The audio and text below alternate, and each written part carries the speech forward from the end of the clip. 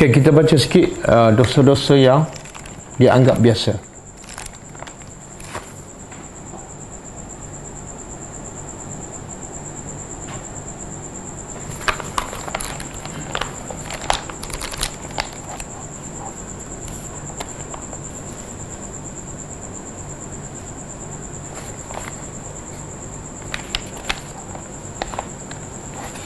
Dosa yang ke-36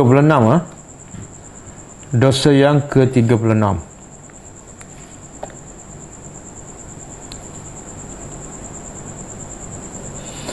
Kata penulis buku Hafizahullah, iaitu dosa meminta-minta di saat berkecukupan. Dia dah cukup tapi masih meminta. Itu adalah satu dosa.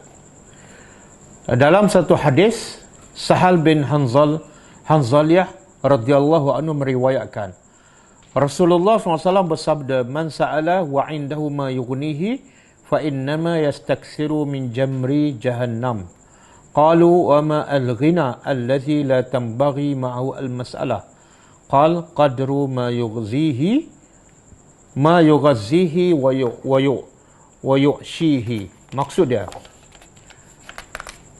Nabi kata, barang siapa meminta-minta sedang dia dalam keadaan cukup tapi masih meminta, sungguhnya orang itu telah memperbanyakkan untuk dirinya bara api Jahannam. Dia minta duit itu dalam keadaan dia dah sudah ada, sebenarnya Nabi kata dia minta bara api neraka Jahannam. Semakin banyak dia minta, semakin banyak bara api Jahannam yang diminta. Maka sahabat bertanya, apakah batasan cukup? Macam mana nak tahu orang tu dah cukup? Tengok Nabi kata, iaitu sehingga seseorang tidak boleh meminta. Nabi menjawab, iaitu sebatas cukup untuk makan pada siang dan malam. Kalau dia cukup untuk makan hari itu, makna tak boleh minta. Saya tak adalah cukup hari ini, tapi cukup untuk seminggu, lagi tak boleh minta. Kan kita pernah dengar satu hadis kan, Nabi kata apa? Siapa yang diberi kesihatan pada hari itu, yang kedua aman, yang ketiga rezeki cukup untuk hari itu, dia dapat apa? Dunia. Mana tak perlu minta. Nabi kata dah cukup. Bukan setakat cukup, kamu dapat dunia. Jadi jangan meminta. Jadi amaran kepada sesiapa yang suka meminta, sedangkan dia dah sudah mencukupi.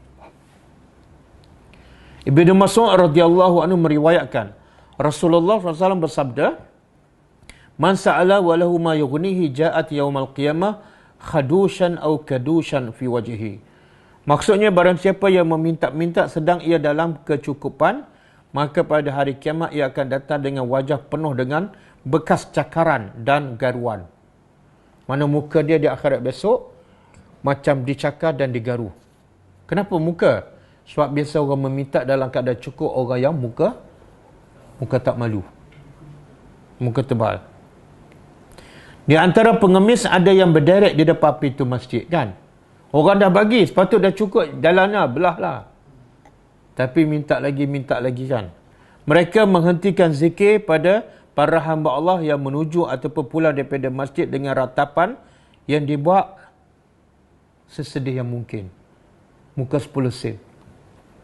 Sebahagian lain memakai modius, agak berbeza kan. Macam-macam cara. Kadang-kadang dia baluk kaki, kadang-kadang dia masuk tangan dalam baju kan. Kalau pergi Mekah lagi canggih kan. Nampak kaki tak ada, tiba-tiba polis datang, cabut lari. Dia nombor satu lari. Ketika ia menghadapi mangsanya, ia menerangkan, ia mengarang cerita. Macam-macam cerita dia karang, sehingga berhasil mengetahui dan memperoleh wang. Bagi keluarga tertentu, mengemis bahkan telah menjadi satu tradisi dia. Mereka membagi-bagikan tugas di antara keluarga, mak, bapa, anak, adik semua. Satu keluarga meminta. Pada saatnya mereka berkumpul untuk menghitung penghasilan. Dan demikianlah setiap masjid mereka jelajahi.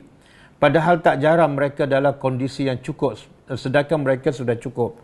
Dan sungguhnya Allah Maha mengetahui keadaan mereka yang sebenar. Bila mereka mati barulah terlihat warisannya. Padahal sebetulnya masih banyak orang yang lebih memerlukan daripada pengemis. Mereka orang-orang yang sangat memerlukan, tetapi orang tidak tahu ini jenis orang miskin yang al-mahrum, yang tidak meminta, itu lagi ramai. Sebab mereka menahan diri daripada meminta-minta meskipun mereka sangat memerlukan. Wallahu a'lam.